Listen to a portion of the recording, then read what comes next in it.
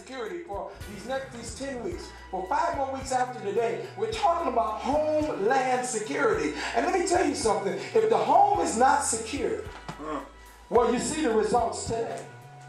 You see the results because there's a problem in the home.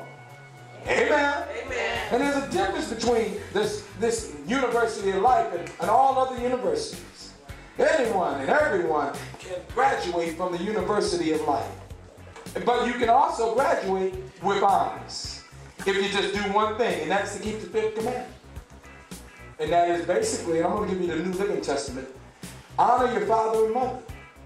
And then you're going to live long, full life, in the land the Lord your God will give you.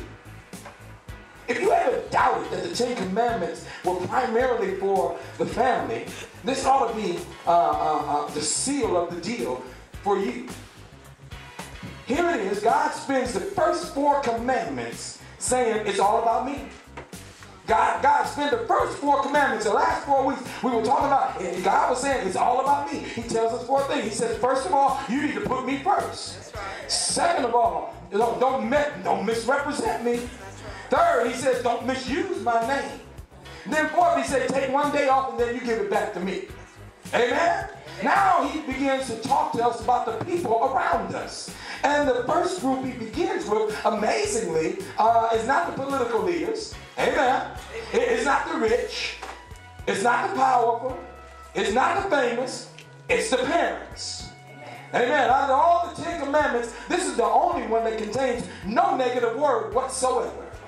This is a positive commandment. All the other 9 commandments tell us not to do something. Amen. But this is the only commandment that tells you to check it out for yourself. Amen. It tells us to do something. Amen. The first 4 commandments deal with our relationship to God. The second 6 commandments deal with our relationship to others. It is extremely important to notice that God begins with our relationship to the family. He doesn't begin all over the place like a lot of us do. A lot of us, we think that all of our relationship after God deals with everybody else, but it don't deal with the family because you're not dealing with your family. A lot of our families need a healing today, but that's a whole nother sermon.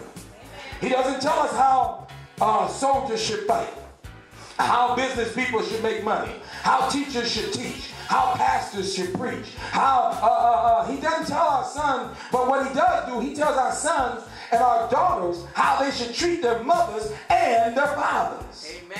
It's the first commandment with a promise of a blessing if you obey it. These reasons for that, as the family goes, so a nation goes. Y'all didn't hear that, did you? It has the family goes. So a nation goes. The values that hold the nation together. Values like decency, values like kindness, values like integrity, values like courtesy, values like morality. It begins at home. Amen. Amen. See, the way to destroy a nation is to destroy a family. Yeah. Amen. The way children can destroy the family is by dishonoring their parents. Amen.